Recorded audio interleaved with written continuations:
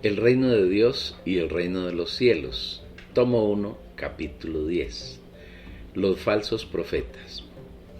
El Señor Jesús, como nuestro Maestro, nos enseña todas las cosas y nos muestra muchos detalles con el fin de que nosotros nos sumerjamos en ellos y alcancemos la perfección del Padre para que, sin ningún impedimento, podamos entrar en el reino de los cielos.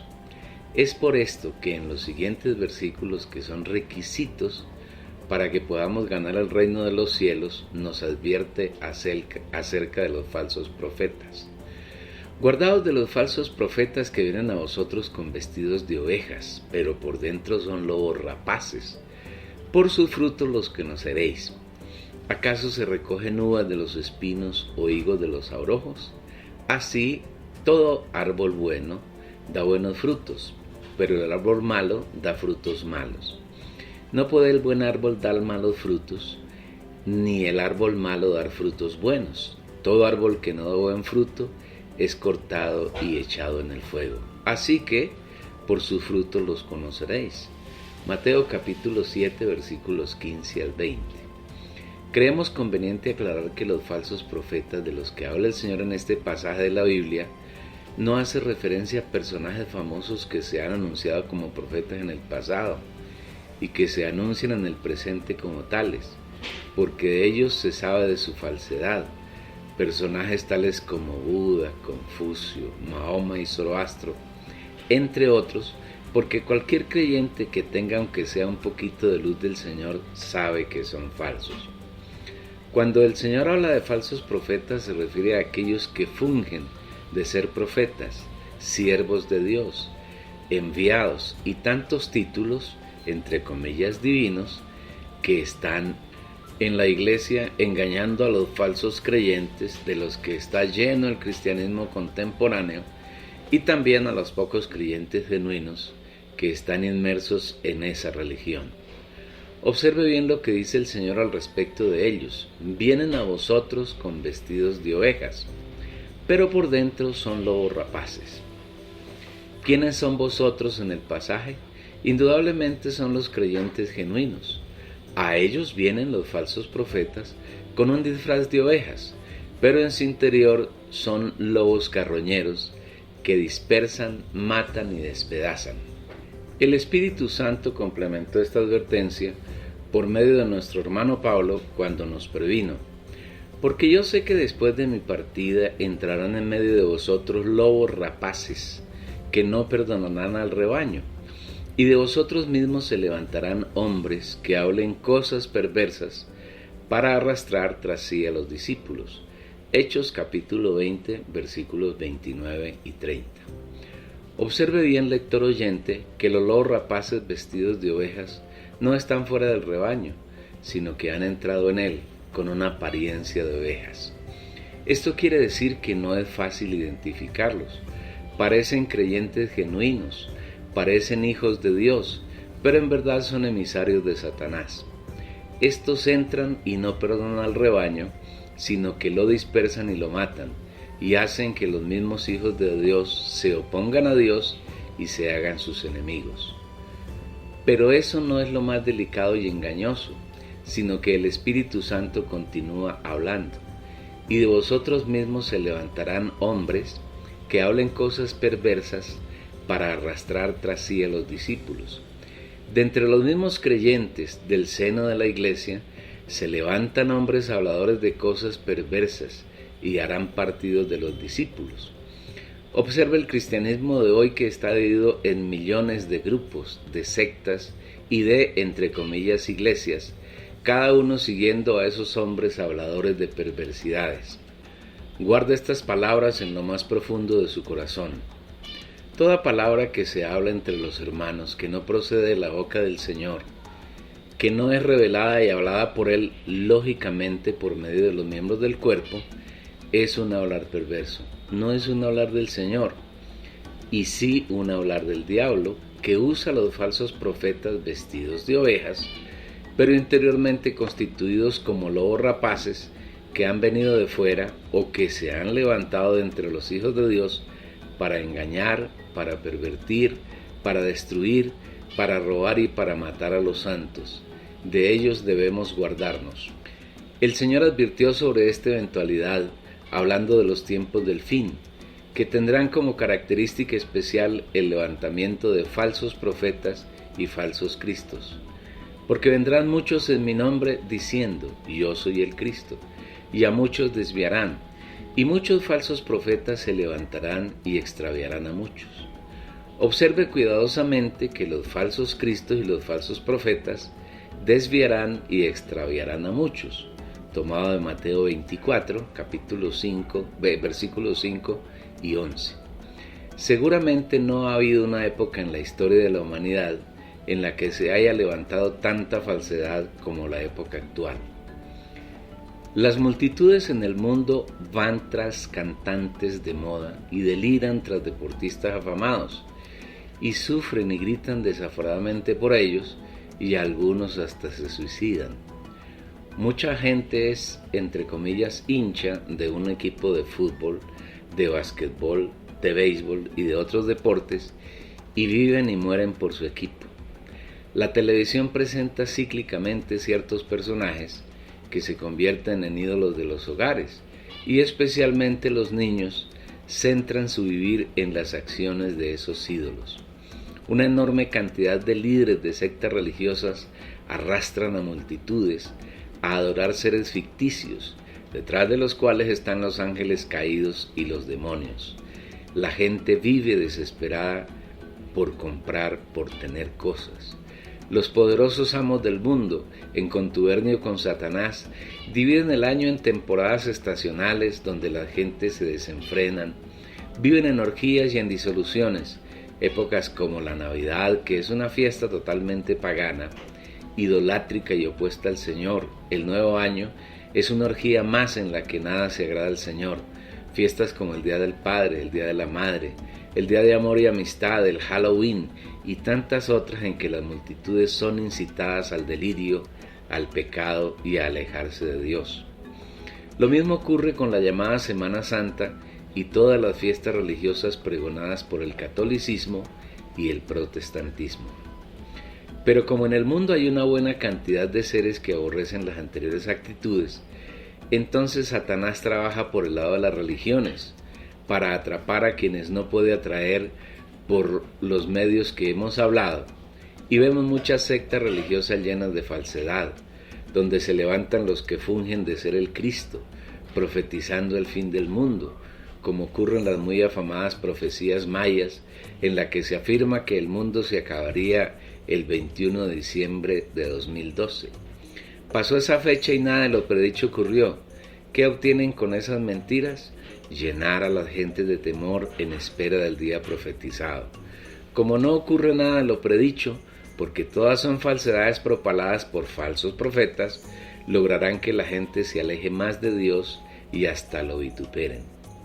Y en el cristianismo, ahí es más catastrófica la situación. En la última treintena de años se han levantado tal cantidad de falsos profetas y falsos maestros que se les ve a diario en televisión, soplando y haciendo que las gentes caigan por tierra, sanando enfermedades que no admiten ninguna prueba de su genuinidad, dirigiendo y malenseñando a multitudes, llenando grandes superficies con incautos que los siguen. Pero allí no está el Señor, porque donde Él no es la cabeza ni tiene señorío, nunca estará presente. Todas estas manifestaciones no son nada distinto a la manifestación de los falsos profetas, con apariencia de ovejas, pero con constitución de lobos rapaces, que pervierten y desvían aún a los hijos de Dios. Los falsos maestros. Para que los hijos de Dios no seamos engañados por la falsedad de los profetas mentirosos, el Señor nos describe sus características. Pero hubo también falsos profetas entre el pueblo, como también entre vosotros habrá falsos maestros, que introducirán secretamente herejías destructoras y aún negarán al amo que los compró, acarreando sobre sí mismos destrucción repentina, y muchos seguirán su lascivia, por causa de los cuales el camino de la verdad será injuriado, y en su codicia harán mercadería de vosotros con palabras fingidas. El juicio pronunciado sobre ellos hace tiempo no está ocioso, y su destrucción no se duerme. Primera de Pedro 2, versículos 1 al 3. Este pasaje de la Escritura nos muestra cómo entre el pueblo de Israel hubo falsos profetas que anunciaban hechos que iban a ocurrir, supuestamente anunciados por el Señor, pero que no eran más que fantasías puestas por Satanás en la mente vanidosa de los profetas falsos que Dios no había enviado a su pueblo. El Espíritu hizo esa manifestación para mostrar que entre el pueblo de Dios del Nuevo Testamento habría falsos maestros, de los cuales está lleno el cristianismo contemporáneo.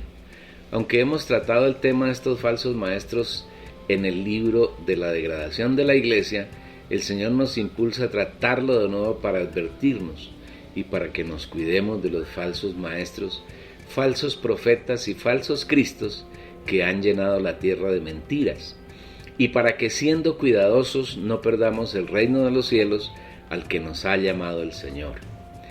Los falsos maestros que el Espíritu Santo pretende desnudar por medio de nuestro hermano Pedro tienen 5 características que nos proponemos describir en la medida y profundidad que el Señor desee, todo basado en las Santas Escrituras y en la revelación que nos dé el Señor Espíritu. Primero, introducen secretamente herejías destructoras. La primera característica de los falsos maestros es la hipocresía, lo oculto, lo escondido y lo furtivo. Como dijo el Señor, vienen a vosotros con vestidos de oveja, pero por dentro son lobos rapaces. La inmensa mayoría de los líderes cristianos son personas de doble faz. Aparentan exteriormente una cosa, pero su interior está lleno de rapiña y de corrupción. Se da en ellos lo que el Señor Jesús les dijo a los fariseos: «Ay de vosotros, escribas y fariseos, hipócritas, porque limpiáis el exterior del vaso y del plato, pero por dentro estáis llenos de rapiña y de desenfreno. Fariseo ciego, limpia primero el interior del vaso y del plato, para que también su exterior quede limpio. Ay de vosotros, escribas y fariseos, hipócritas, porque sois semejantes a tumbas blanqueadas, que por fuera se muestran hermosas, mas por dentro están llenas de huesos de muertos y de toda inmundicia. Así también vosotros por fuera os mostráis justos a los hombres, pero por dentro estáis llenos de hipocresía e iniquidad». Mateo 23, versículos 25 al 28. Toda esa hipocresía y falacia la utilizan para introducir encubiertamente herejías que destruyen la fe de los santos, de los genuinos hijos de Dios. Son uno con el enemigo que viene para hurtar, matar y destruir. No son honestos, no son capaces de hablar con franqueza que todo lo que ellos dicen no viene de Dios. Sus palabras son como gangrena que carcome, que penetra en el alma de sus seguidores y los alejan de Dios, los convierten en opositores del camino y el avance del Señor. Son falsos maestros que ponen velos para que el corazón de quienes los siguen no pueda convertirse al Señor, y de esa manera los velos les sean quitados.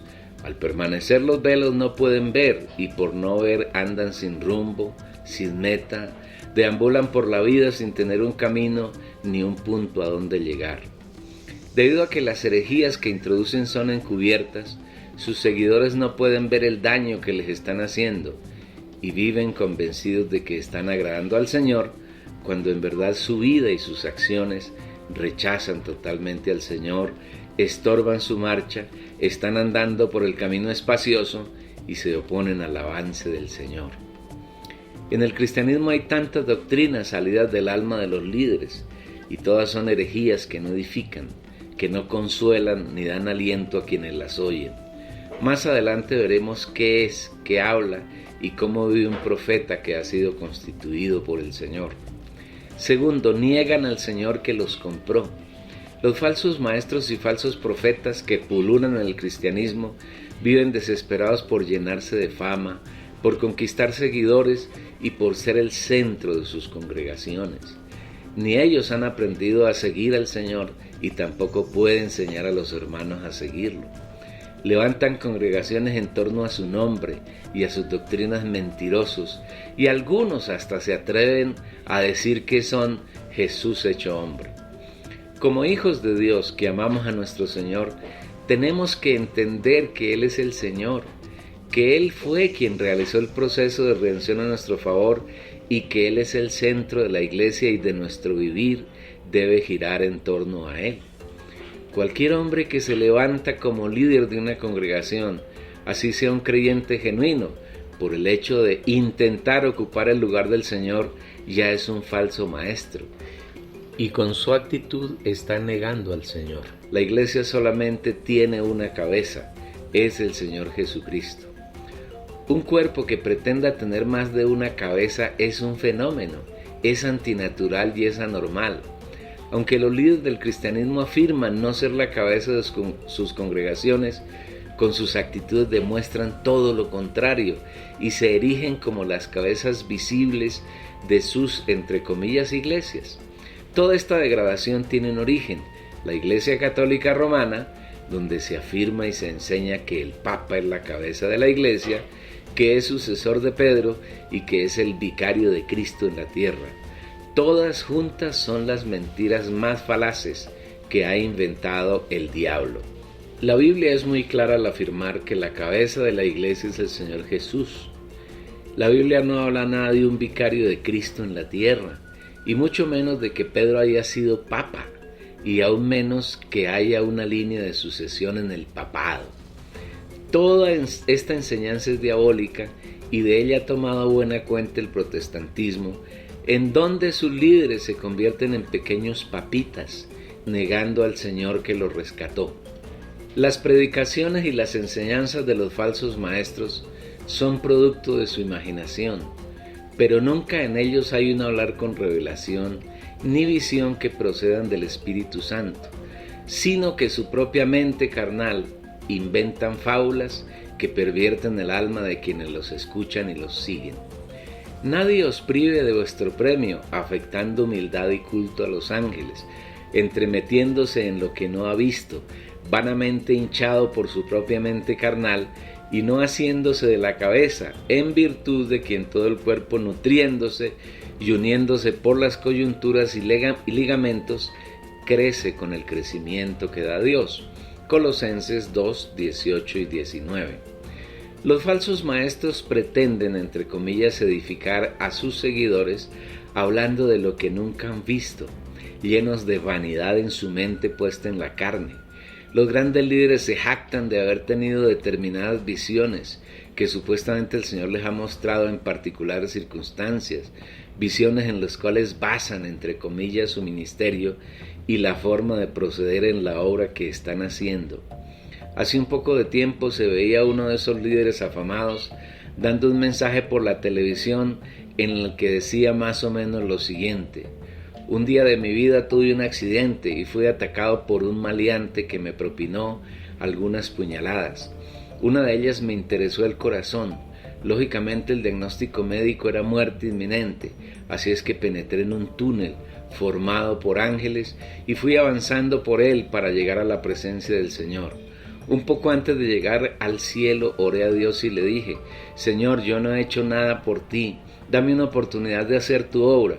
El Señor oyó mi oración y me regresó. Aquí estoy de vuelta haciendo su obra. El aplauso de la concurrencia fue más atronador que el que se le prodiga al más famoso de los artistas en el mundo. Los presentes se comieron todo ese cuento, en el que ni siquiera una sílaba es verdad. Todo lo dicho por este falso profeta no es más que una patraña diabólica. Toda esa plática es una charlatanería emanada de la vanidad de la mente carnal del predicador. El Señor nos dice que la edificación se alcanza cuando nos asimos, nos entrelazamos orgánicamente con la cabeza que es nuestro Señor Jesús. A Él nos unimos entrelazándonos por medio de las coyunturas y ligamentos. Y al entrelazarnos somos nutridos, y al ser nutridos crecemos con el crecimiento que nos da el Señor. Sino que asidos a la verdad en amor, crezcamos en todo en aquel que es la cabeza, Cristo, de quien todo el cuerpo bien unido y entrelazado por todas las coyunturas del rico suministro, y por la función de cada miembro en su medida, causa el crecimiento del cuerpo para la edificación de sí mismo en amor, haciéndose de la cabeza, en virtud de quien todo el cuerpo, recibiendo el rico suministro y siendo entrelazado por medio de las coyunturas y ligamentos, crece con el crecimiento de Dios. Efesios capítulo 4 versículos 15 al 16 y Colosenses capítulo 4 versículo 19.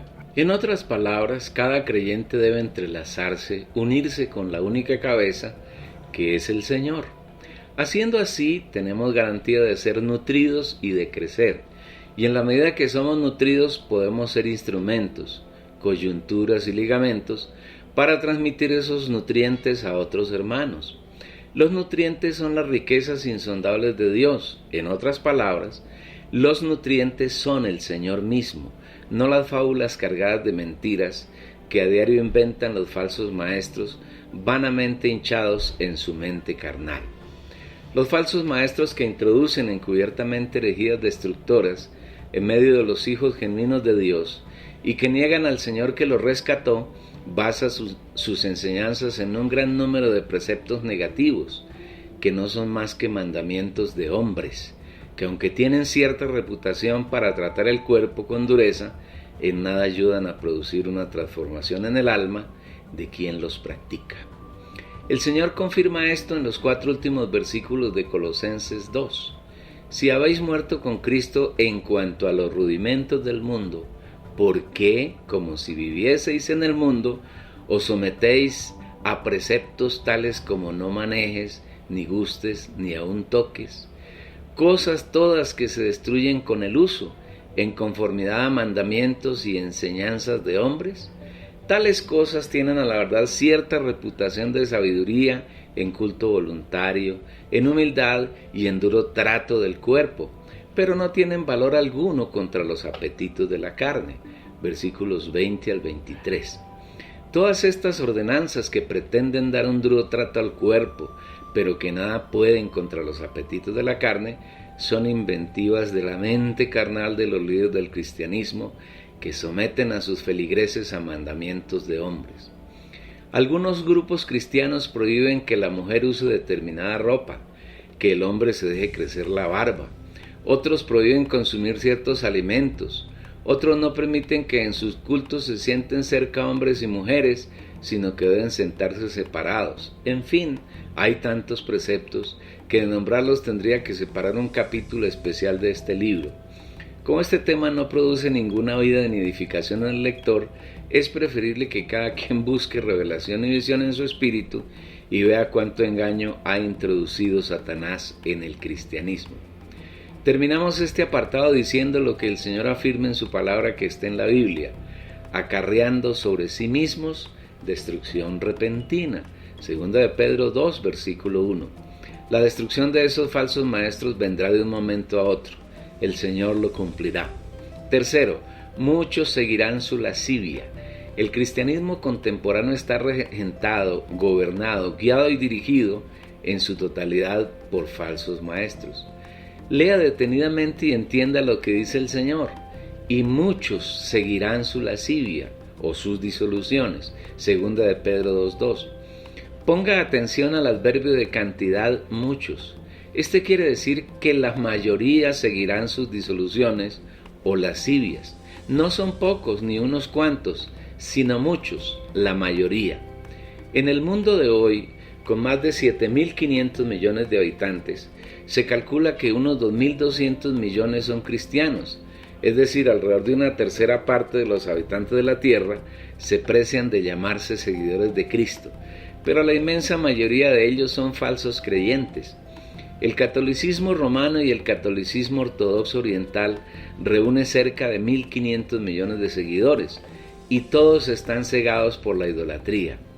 Un creyente genuino, un hijo de Dios, se inclinará ante una estatua de yeso, madera o metal, o ante una pintura o una estampa o un vitral para adorarla y venerarla. Indudablemente no, porque el espíritu que mora en él no se lo permite. Todo aquel que es nacido de Dios no practica el pecado, porque la simiente de Dios permanece en él y no puede pecar porque es nacido de Dios. Por tanto, amados míos, huid de la idolatría. Primera de Juan 3:9, primera a los Corintios, capítulo 10, versículo 14.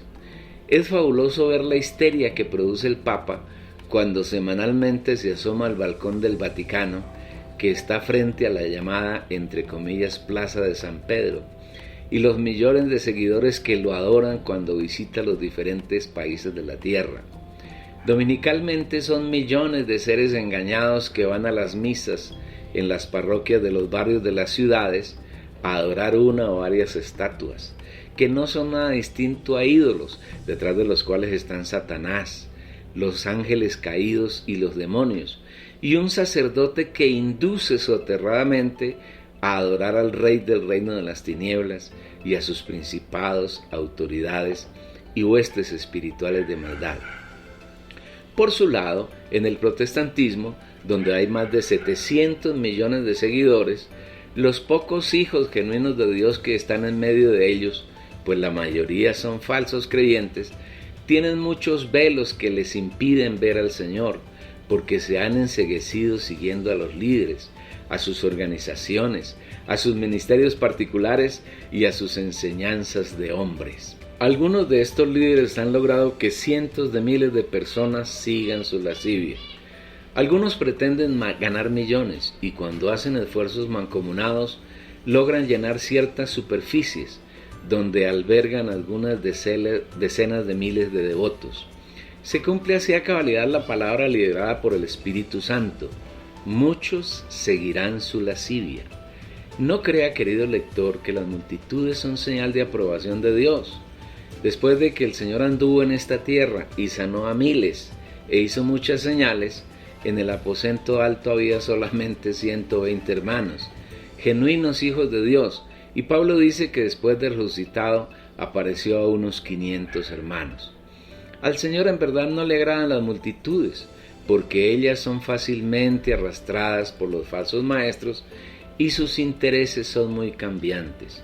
Cuando Jesús entró en Jerusalén rumbo a su crucifixión, una multitud lo aclamó como el que viene en el nombre del Señor. Unos pocos días después, esa multitud gritaba frente a Poncio Pilato que crucificaran al Señor. Las multitudes no son de fiar, por eso el Señor prefiere la intimidad de unos pocos. Todas esas multitudes que hay en el cristianismo contemporáneo, congregados como católicos y protestantes, tienen constitución de madera, heno y hojarasca, y cuando sean pasados por fuego en la venida del Señor, todas sus obras desaparecerán. Los que entre ellos son genuinos creyentes, aunque serán salvos, sufrirán una gran pérdida. Y si sobre este fundamento alguno edificare oro, plata, piedras preciosas, madera, heno, hojarasca, la obra de cada uno se hará manifiesta, porque el día la declarará, pues por el fuego es revelada, y la obra de cada uno cual sea, el fuego mismo la probará. Si permanece la obra de alguno que sobreedificó, recibirá recompensa. Si la obra de alguno es consumida, él sufrirá pérdida, pero él mismo será salvo, aunque así como pasado por fuego. Primera a los Corintios, capítulo 3, versículos 12 al 15. En su venida, el Señor juzgará a sus hijos, conforme a la obra de sobreedificación que cada uno hizo, y esa obra será pasada por fuego. Si la obra fue hecha con oro, plata y piedras preciosas, naturalmente el fuego no le hará ningún daño y permanecerá indemne. Pero si la obra fue elaborada con madero, hena y hojarasca, el fuego la desaparecerá. El dueño de esa obra sufrirá una gran pérdida. ¿Qué es el oro, la plata y las piedras preciosas en este pasaje? Igualmente, ¿qué representa la madera, el heno y la hojarasca? Como puede verse, hay dos grupos de materiales con los cuales puede sobreedificarse. El primer grupo está conformado por oro, plata y piedras preciosas. Los tres elementos son minerales. Si buscamos revelación en el Espíritu, encontraremos que el oro hace referencia a la naturaleza divina, debido a las características especiales que tiene ese metal. No se corrompe, no se reduce, no se envejece, no es atacado por ninguna sustancia y es tal vez el metal más valioso que existe en la naturaleza. Por esas características el oro representa la naturaleza divina, incorruptible, inmarcesible, santa y justa de Dios, entre otros atributos. La plata es otro metal de gran valía, y con plata se redimían, es decir, se compraban personas y animales que debían redimirse según la ley. En la ley que Dios le dio a Moisés, ordenó que los hombres debían hacer votos, que era necesario redimir con plata, valorados en ciclos de plata del santuario. La redención valía de acuerdo con la edad de quien hacía el voto y si era hombre o mujer. Un niño valía menos que un joven entre 30 y 50 años, y un anciano tenía igualmente menos valor que un joven menor de 30 años. La redención se hacía con plata. En Levítico 27 encontrará completa información sobre el particular. Hablamos en este sentido para mostrar que la plata, el segundo metal del primer grupo de 3, hace referencia a la redención que hizo Dios en su Hijo a favor nuestro.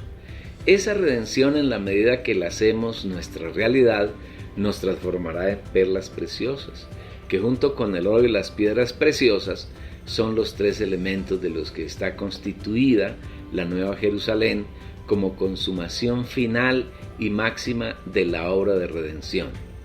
El tercer mineral de este grupo tiene que ver con las piedras preciosas. De ellas hay una enorme variedad en la naturaleza y todas son de gran valía.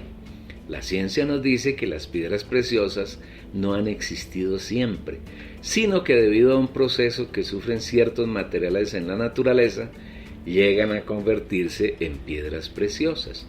Siendo así, las piedras preciosas representan la obra de transformación que Dios, como el Espíritu Santo, produce en aquellos de sus hijos que se disponen en esta era para ser trabajados por Él y transformados hasta llegar a la estatura del Hijo. Los que no tienen disposición tendrán que ser transformados en la gran tribulación, una etapa relativamente corta de 3 años y medio, pero de un sufrimiento indescriptible. Los hijos de Dios que no se disponen en esta era y que mueren antes de la gran tribulación serán resucitados al final de esta, y después del juicio del tribunal de Cristo, llevados a las tinieblas de afuera, donde atados de pies y manos, serán transformados durante 1000 años. Finalmente, para entrar en la Nueva Jerusalén, todos los hijos de Dios tendremos una constitución de oro, plata, perlas y piedras preciosas. Este primer grupo de materiales útiles para sobreedificar son muestra que es Dios quien edifica en nosotros y por medio de nosotros. Lo que Dios hace en nosotros no será dañado por el fuego. Si permitimos que Él haga su obra de edificación en nosotros, el fuego no dañará esa obra y nosotros tendremos gran ganancia entrando en el reino de los cielos como vencedores.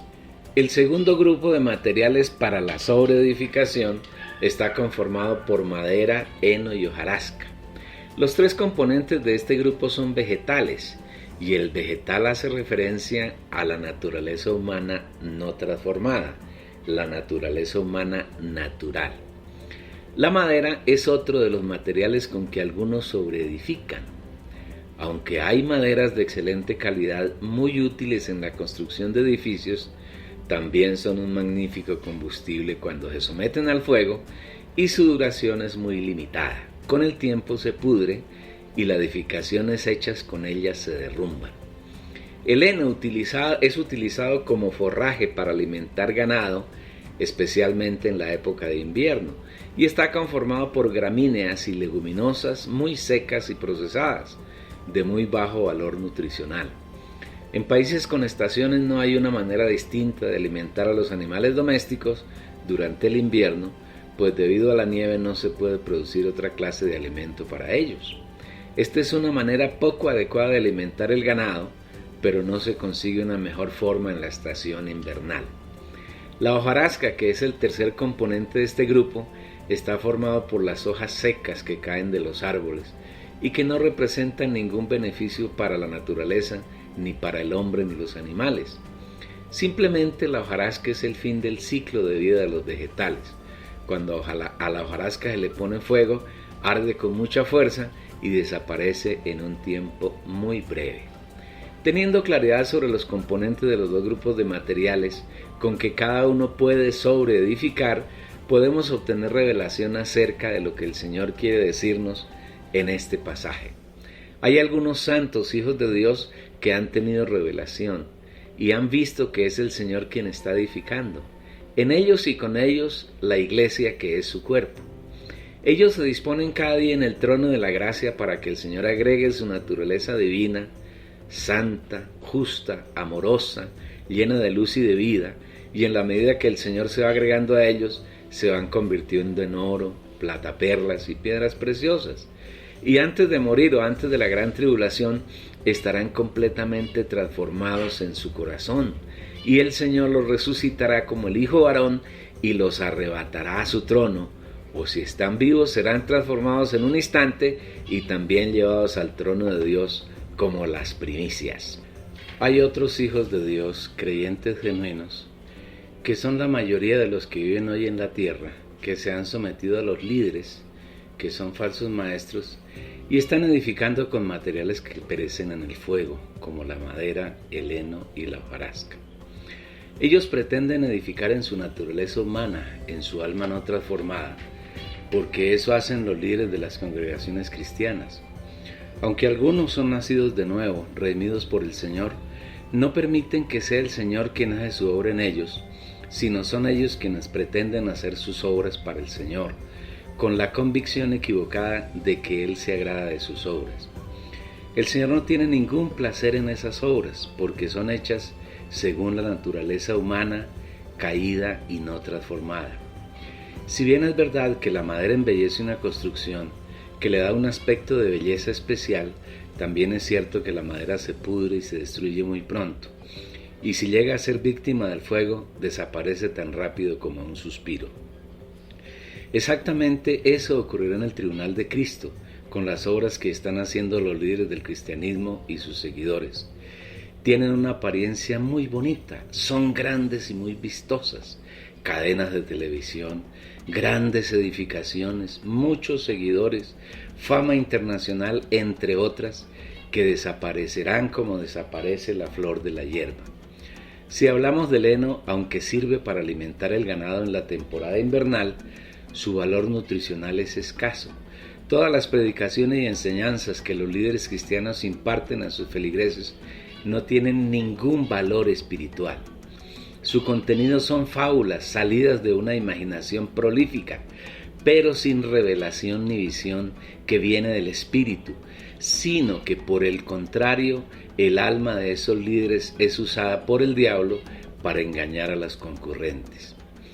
Todo lo que hablan estos falsos maestros no tiene el menor valor nutricional espiritual, y los santos que hay en medio de ellos no crecen, no conocen al Señor, no saben relacionarse con Él, no tienen revelación ni visión, tienen un espíritu humano y no saben qué es, para qué sirve ni cómo se usa. Los santos que hay en medio del cristianismo no saben tocar el espíritu, no saben tener comunión con el Señor, no tienen idea de qué es el lugar santísimo, no conocen el aposento más interior. Sus oraciones son vanas repeticiones que nunca tocan el trono de Dios, porque no saben ir allí a buscar gracia y misericordia del Señor. Todo lo hecho y hablado por ellos llega escasamente a la categoría de heno, sin nutrición ni ayuda espiritual para sus cautivos. En ellos se cumplen las 5 características propias de la iglesia en la Odisea, que es la manifestación más sobresaliente en estos tiempos del fin: desventura, miserableza, pobreza, ceguera y desnudez. Porque tú dices: yo soy rico y me he enriquecido, y de ninguna cosa tengo necesidad. Y no sabes que tú eres un desventurado, miserable, pobre, ciego y desnudo. Apocalipsis 3:17. La hojarasca es un vegetal que no tiene ninguna calidad. Es la representación final del ciclo de la vida de los vegetales, es decir, su contenido es muerte. La característica más notable de la situación de la iglesia en Sardis es precisamente la muerte. Yo conozco tus obras, que tienes nombre de que vives y estás muerto. Apocalipsis 3:1. La situación de la iglesia en Sardis está muy bien representada por el protestantismo con sus miles de denominaciones y grupos libres. En la edificación de la iglesia que pretenden ostentar, lo más notable es la hojarasca, hojas llenas de muerte. Los santos que hay allí están todos llenos de muerte, de hojas secas, sin vida. Si usted va a un lugar donde hay hojarasca, encontrará que debajo de ella algunos insectos y bichos que generalmente causan daño al hombre y a los animales.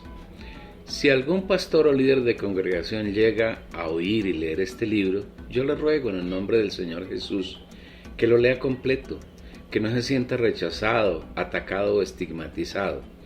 Simplemente vaya al Señor con corazón humilde y ruéguele que se revele a usted, y una vez que tenga revelación arrepiéntase de haber hecho tantas cosas abominables delante de Él.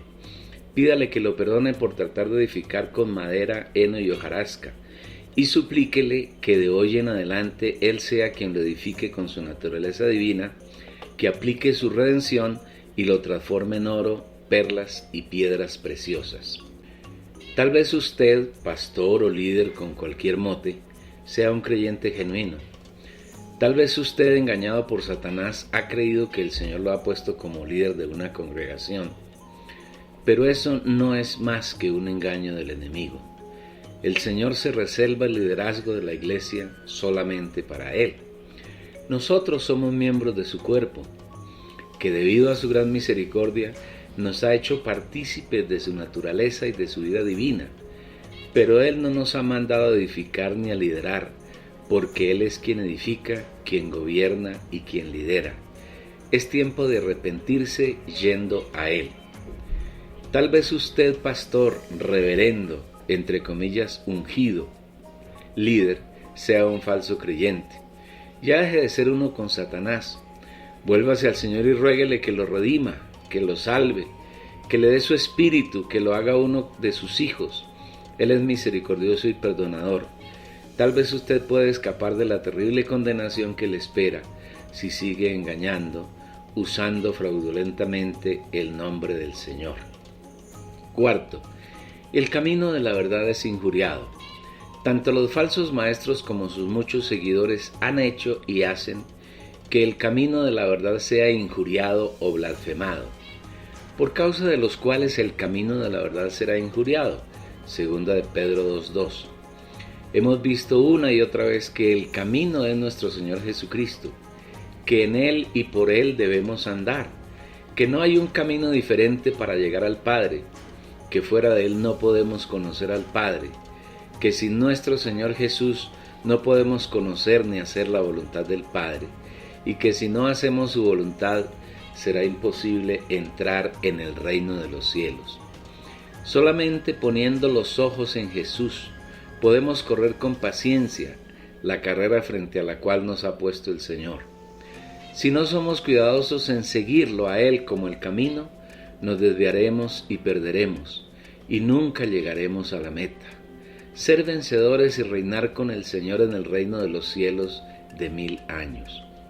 De otro lado, la verdad no es un concepto filosófico de bondad o de lo verdadero como tratan de definirlo los pensadores del mundo. La verdad es igualmente una persona, nuestro Señor Jesucristo. Jesús le dijo: yo soy el camino y la verdad y la vida, Juan 14:6. Todo el plan de Dios para redimirnos y para hacernos su cuerpo, su extensión, está centrado en Cristo, y Cristo debe ser nuestro todo, nuestro vivir, nuestra esperanza de gloria, nuestro camino y toda la verdad. Pero por causa de los falsos maestros que han invadido el cristianismo y también por causa de sus muchos seguidores, nuestro Señor Jesús es injuriado y blasfemado diariamente. En muchos lugares donde uno se encuentra, los incrédulos hablan descaradamente contra el Señor, por los horribles ejemplos que ven y oyen a diario de los llamados, entre comillas, ministros del Evangelio. Dicen que las congregaciones son un negocio que produce tanta o más rentabilidad que los negocios financieros, de educación o los de las comunicaciones, que los líderes son unos explotadores de sus seguidores y que el cristianismo no ha sido más que un medio de explotación, de tiranía, de asesinato, de desesperanza, que ha operado a lo largo de los siglos y que siempre ha estado a favor de los poderosos para exprimir y engañar a los pueblos de la tierra, donde ha sentado sus reales. En fin, son tantas las maneras en que las personas denigran, injurian y blasfeman de nuestro Señor, que se torna muy difícil argumentar contra ellos, porque los falsos maestros y sus millones de seguidores son una prueba palpable y un mal ejemplo de que lo que el Señor es, dice y hace.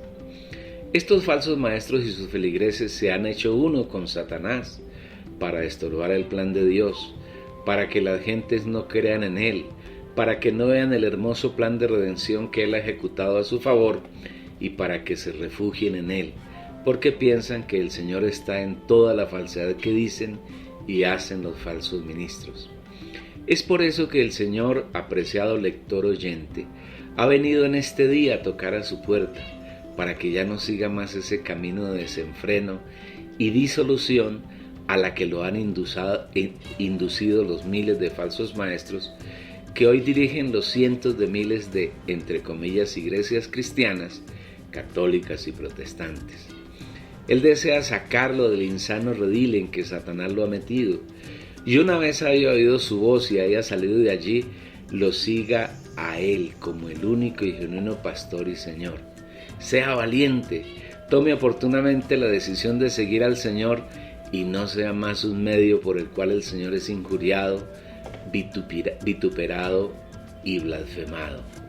Quinto, codiciosos mercaderes. Hay una quinta característica en los falsos maestros y falsos profetas que el Señor en su misericordia quiere mostrarnos para que abramos los ojos, los velos sean corridos y podamos ver la luz de Dios, que Él desea que resplandezca en nosotros para que dejemos de andar en tinieblas y vengamos y vivamos en su luz admirable. Se trata de la codicia y la mercadería que esos ministros de Satanás hacen en medio de las llamadas iglesias. Y en su codicia harán mercadería de vosotros con palabras fingidas. Segunda de Pedro 2:3. Este versículo habla de dos características de los falsos maestros, de los cuales desde hace cerca de 2000 años el Señor nos advirtió que se levantarían en medio de los santos del Nuevo Testamento. Esas características son la codicia y la mercadería. En la lengua española se define la codicia como afán excesivo de riquezas, deseo excesivo de poseer muchos bienes y riquezas, deseo vehemente de poseer algo inmaterial de carácter positivo. Si usted, amable lector oyente, es un observador cuidadoso, notará que en las congregaciones cristianas, la mayor parte del tiempo utilizado para predicar se habla de diezmos y ofrendas. Y todas esas predicaciones y enseñanzas están plagadas de palabras fingidas.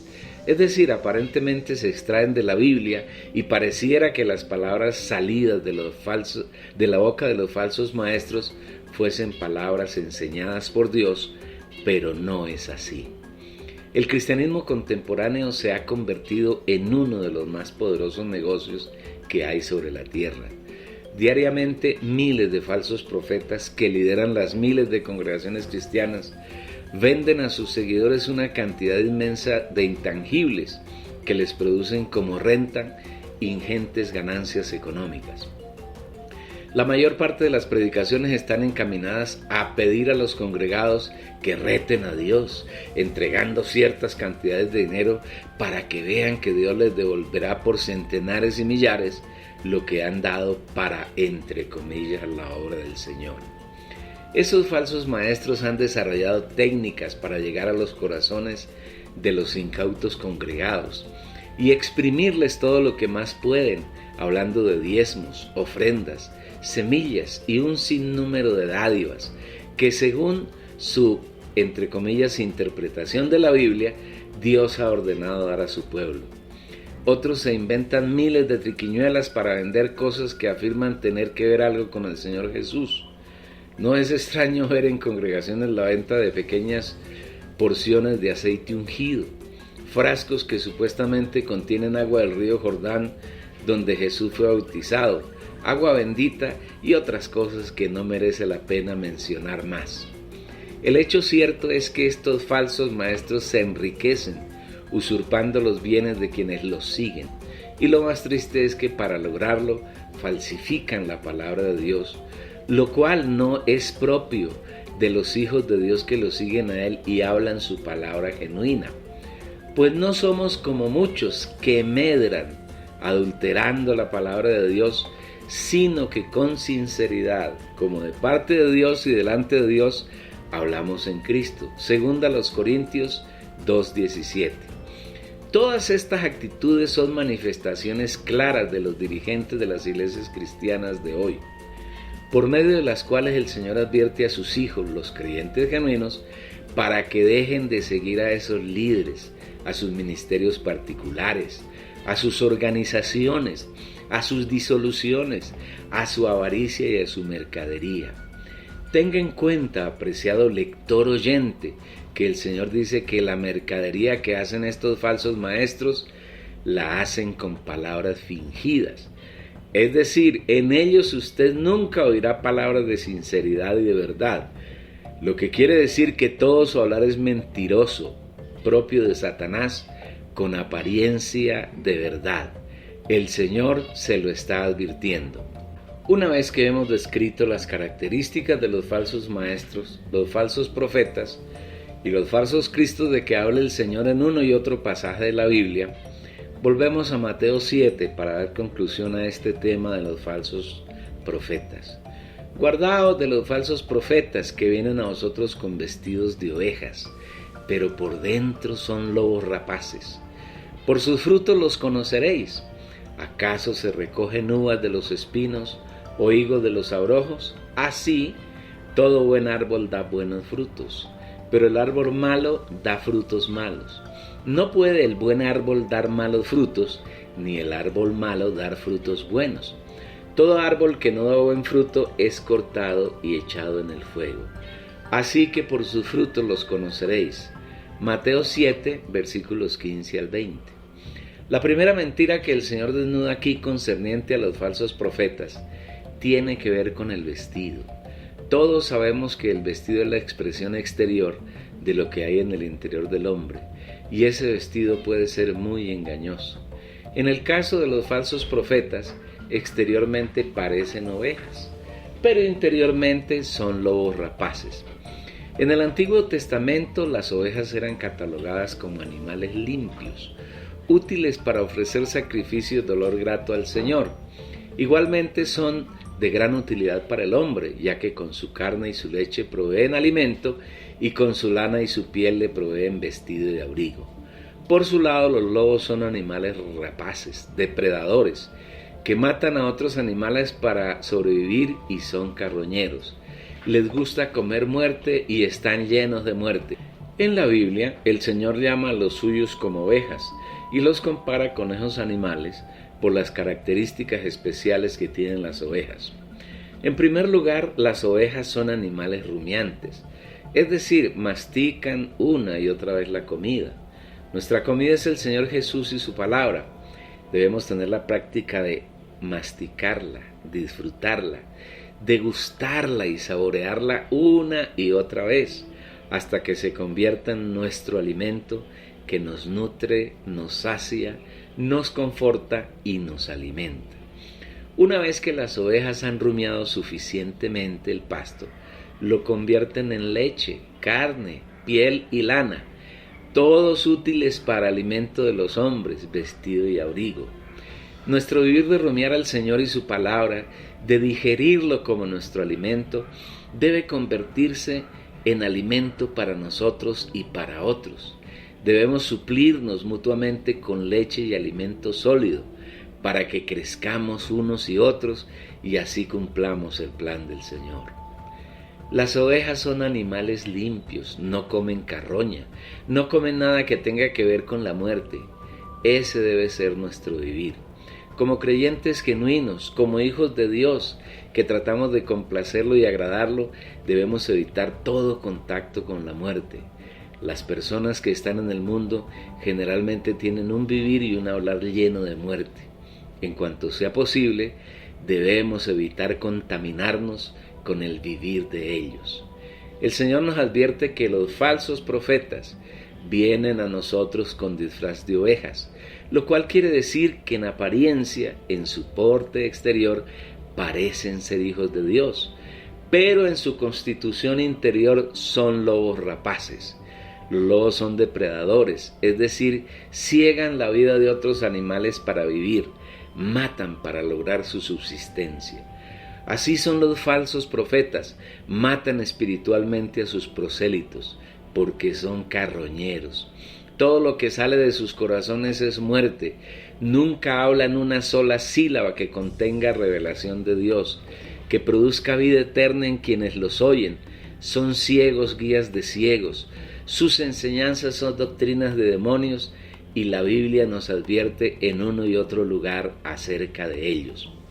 Pero debes saber esto, que en los postreros días vendrán tiempos difíciles, porque los hombres serán amadores de sí mismos, amadores del dinero, vanagloriosos, soberbios, injuriadores, desobedientes a los padres, ingratos, impíos, sin afecto natural, implacables, calumniadores, intemperantes, salvajes, aborrecedores del bien, traidores, impetuosos, cegados por el orgullo, amadores de los deleites más que de Dios, que tendrán apariencia de piedad, pero negarán la eficacia de ella.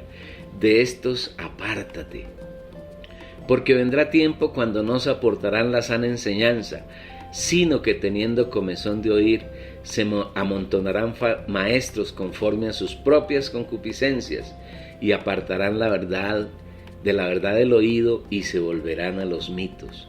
Pero el Espíritu dice claramente que en los tiempos venideros algunos apostatarán de la fe, escuchando a espíritus engañadores y enseñanzas de demonios, por la hipocresía de mentirosos que, teniendo cauterizada la conciencia, como con un hierro candente, prohibirán casarse y mandarán abstenerse de alimentos que Dios creó para que con acción de gracias participasen de ellos los que son creyentes y tienen pleno conocimiento de la verdad.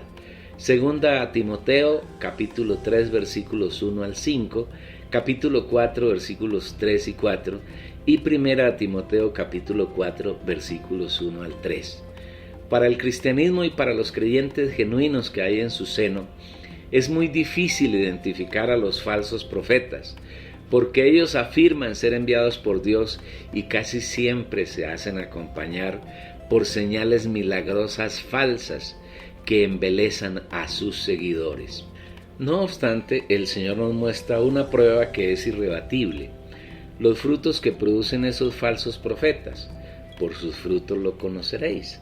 ¿Acaso se recogen uvas de los espinos o higos de los abrojos? Así todo buen árbol da buenos frutos, pero el árbol malo da frutos malos. No puede el buen árbol dar malos frutos, ni el árbol malo dar frutos buenos. Todo árbol que no da buen fruto es cortado y echado en el fuego. Así que por sus frutos los conoceréis. Mateo 7, 16 al 20. El Señor establece dos categorías de árboles que producen igualmente dos categorías de fruto. El primer grupo conformado por la vid que produce uvas y la higuera que produce higos. El segundo grupo está conformado por espinos y abrojos. En cuanto al primer grupo, Jesús dice que Él es la vid verdadera y que el Padre es el labrador. Afirma igualmente que nosotros, los hijos de Dios, somos los pámpanos, las ramas, que fuimos injertados en la vid con el propósito de que llevemos frutos. Los frutos de la vid son las uvas, y de las uvas se obtiene el vino, y el vino alegra el alma. Esto quiere decir que los creyentes genuinos hemos sido puestos en el Señor Jesús con el fin de que produzcamos frutos, y con esos frutos alegremos al Padre, le proporcionemos satisfacción. Él desea encontrar en nosotros cada día plena satisfacción, porque somos fruto de su ardua labor a lo largo de los años, y esta debe ser nuestra permanente preocupación: darle a nuestro Padre Celestial motivos de alegría y satisfacción. La higuera produce higos y estos nutren y sacian el hambre del Señor. Nuestro Señor tiene hambre y hoy desea encontrar en nosotros, sus hijos, en usted y en mí, amigo oyente, higos para saciarla, para alimentarse y ganar satisfacción. Cuando Jesús anduvo en carne en la tierra, hubo una ocasión en que se hospedó en Betania. A la mañana siguiente, al parecer, se levantó bien temprano y se fue a Jerusalén. Muy seguramente no había comido nada y sintió hambre.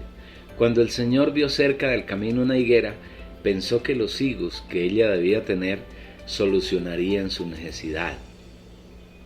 Pero al acercarse no encontró frutos, sino solamente hojas.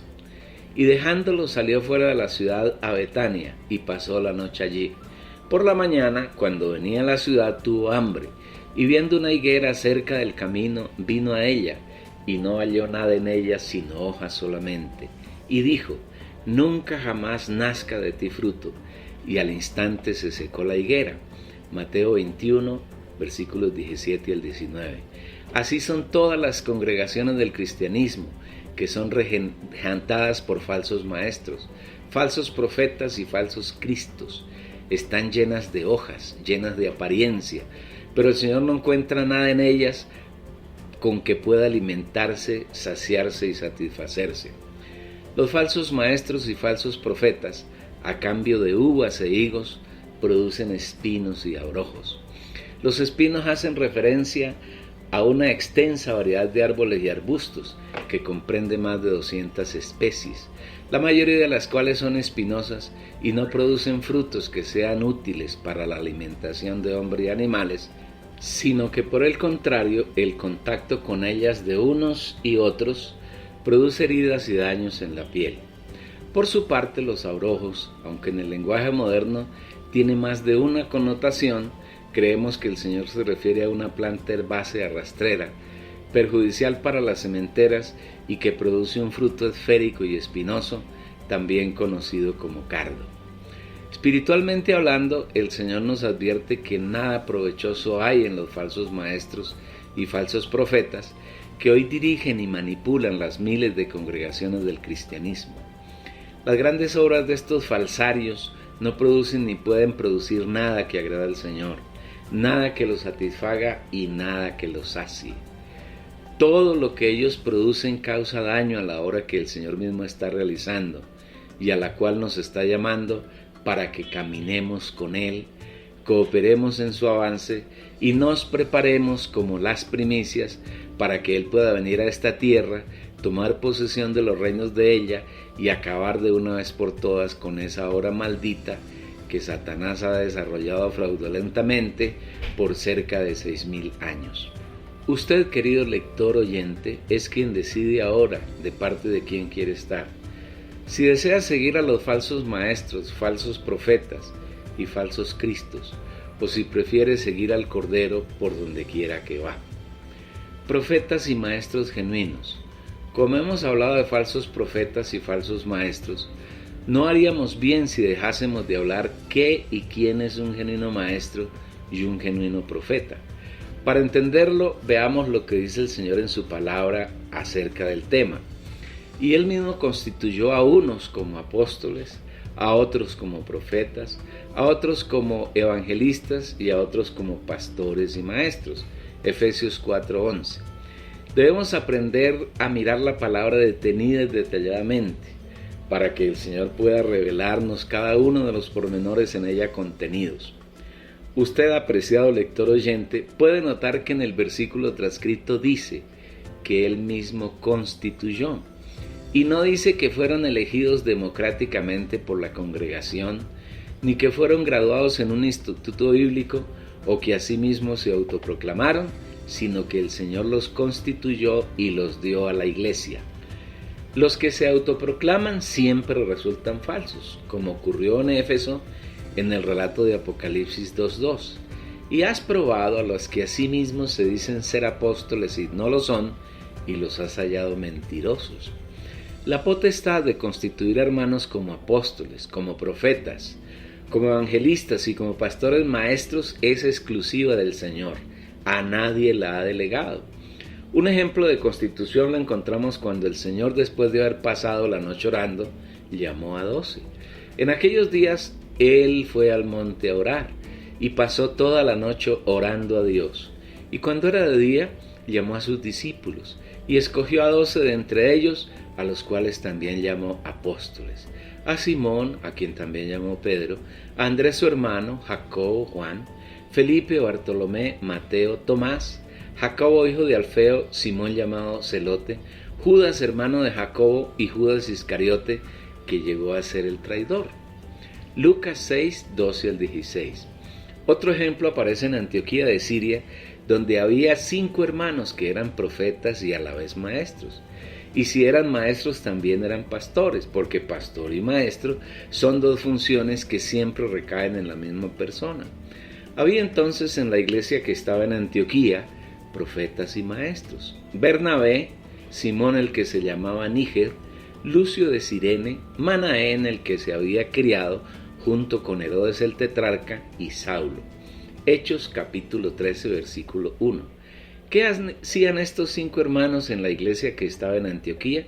No se estaban enseñoreando de la iglesia, ni cada uno de ellos estaba montando su organización, sino ministrando estos al Señor y ayunando. Hechos 13:2. Estos santos sabían muy bien que el Señor es la cabeza de la iglesia y que es Él quien toma las decisiones y quien edifica el cuerpo de Cristo. Por eso el relato continúa. Dijo el Espíritu Santo: apartadme a Bernabé y a Saulo para la obra que los he llamado. ¿Quién los llamó a esa hora específica? No fueron los hermanos, ni el cuerpo consistorial, ni los ancianos, ni los diáconos, ni ellos mismos. Fue el Espíritu Santo quien separó a Pablo y a Bernabé para enviarlos a hacer la obra de apostolado, predicando el Evangelio en el mundo conocido de aquel entonces. Si leemos el versículo siguiente, notaremos que una vez que el Espíritu Santo tomó una determinación, la iglesia se hizo uno con ella. Entonces, habiendo ayunado y orado, les impusieron las manos y los despidieron. Hechos 13, versículo 13. Imponer las manos es hacerse uno con la persona a quien le son impuestas. ¿Para qué constituyó el Señor en la iglesia a unos como apóstoles, a otros como profetas, a otros como evangelistas y a otros como pastores y maestras? No lo hizo para que cada uno montara una organización y le pusiera un nombre acompañado de la palabra iglesia y se enseñoreara de unos cuantos seguidores y los engañara, como hace la totalidad de los líderes del cristianismo contemporáneo, sino que aquellos que en verdad han sido constituidos por el Señor tienen una función única: perfeccionar a los santos para la obra del ministerio, para la edificación del cuerpo de Cristo. Efesios 4, versículo 12. Usted que se precia de ser pastor, maestro, evangelista, profeta o apóstol, ¿a cuántos ha perfeccionado? ¿Cuánto ha sido edificado el cuerpo de Cristo por medio de, entre comillas, su ministerio? La palabra constitución implica que la persona tiene una realidad interior, realidad que solo puede otorgar el Señor en la medida que el creyente vive en comunión con Él, que oye su palabra, que recibe revelación y visión y que vive la realidad de esa palabra. Cuando un hermano que ha sido constituido con cualquiera de las 4 funciones, o con 2, con 3 o con las 4, vive y comparte con otros hermanos, todos van siendo perfeccionados, inclusive el hermano constituido. Y de esa manera se va realizando la obra del ministerio y con esa obra el cuerpo de Cristo va siendo edificada. La edificación no tiene nada que ver con la construcción de un edificio donde se reúnen los feligreses y al que se le da el nombre de, entre comillas, iglesia, como ocurre con los católicos y la total de las denominaciones evangélicas. La edificación del cuerpo de Cristo se da cuando cada uno de los miembros crece en el Señor por medio de ser perfeccionado, o dicho en otras palabras, cuando el Señor crece en cada miembro de su cuerpo. Este debe ser el vivir diario de los creyentes, vivir en el que labora con el Señor, en la palabra y en el Espíritu, para que Él pueda tomar y saturar las partes del alma y del corazón, y cuando todos los santos se reúnan, puedan edificarse mutuamente. Al respecto, el Señor nos habla con mucha claridad en 1 Corintios 14. A propósito, el versículo 26 dice: ¿qué hay pues, hermanos? Cuando os reunís, cada uno tiene salmo, tiene una enseñanza, tiene una revelación, tiene una lengua extraña, tiene una interpretación. Háganse todas las cosas para edificación. Observe bien la pequeña frase: cada uno tiene. Antes dice si cuando nos reunimos. Esto quiere decir que a la reunión cada uno debe llevar aquello que ha disfrutado de las riquezas de Cristo en los días anteriores a la reunión. Y debe traducirse en salmo o enseñanza o revelación o en lengua o en interpretación. No es exclusivo de uno o unos pocos, sino de que cada uno debe tener, debe llevar y debe liberarlo en la reunión. ¿Y cuál es el propósito de cada uno tener?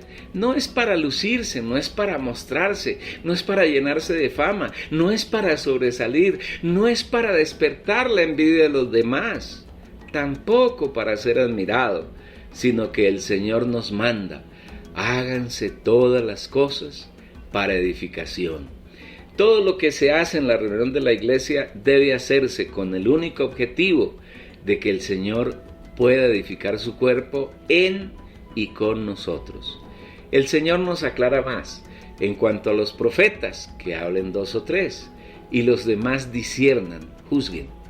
Pero si algo le he revelado a otro que está sentado, calle el primero, porque podéis profetizar todos uno por uno, para que todos aprendan y todos sean alentados. Y los espíritus de los profetas están sujetos a los profetas, pues Dios no es Dios de confusión, sino de paz. 1 Corintios 14, versículos 29 al 33. En la reunión de la iglesia es necesario que haya profetas, y esto deben hablar 2 o 3 en orden, y los que están en la posición de oyentes deben discernir, deben juzgar si la palabra por ellos liberada es de Dios o proviene de su mente carnal. De esa manera todos los presentes aprenden y son alentados. Pero también dice que todos pueden hablar uno por uno. O sea que una reunión genuina de la iglesia es aquella donde todos profetizan. El último versículo de este trecho es muy esclarecedor cuando dice que los espíritus de los profetas están sujetos a los profetas. Esto quiere decir que profetizar no es un asunto de hablar y hablar sin sentido, ni tampoco de liberar una jeringonza incomprensible y confusa, sino que el profetizar de los profetas genuinos llena a los santos de paz, porque Dios es paz. Para entender quién es un profeta genuino, lo mismo que un apóstol, un evangelista y un pastor maestro, veamos 1 Corintios 14, 3 al 4. Pero el que profetiza habla a los hombres para edificación, aliento y consolación, pero el que profetiza edifica la iglesia. Los profetas constituidos por el Señor son hermanos que aprenden a vivir en comunión con el Señor y Él les revela sus misterios, su palabra, sus deseos, sus secretos y su plan. Y cuando ellos hablan a otros santos en cualquier reunión, los oyentes son edificados, alentados y consolados.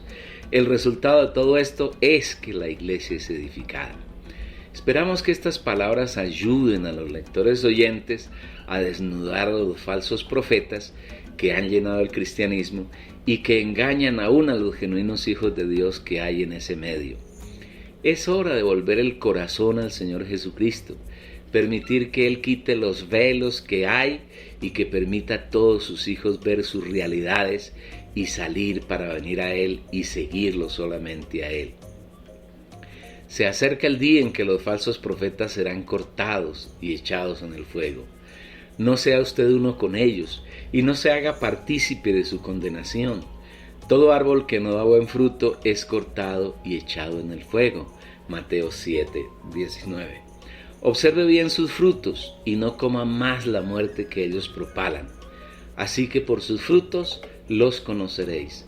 Mateo 7, 20. Hasta aquí el capítulo 10 de este libro llamado El reino de Dios y el reino de los cielos. Aquí también concluye el primer tomo. No se pierda de ninguna manera el segundo tomo porque es tan rico o tal vez más que este. Dale un like, suscríbete y haz un comentario. Es importante que te suscribas para que cuando haya alguna novedad en el canal tú seas notificado.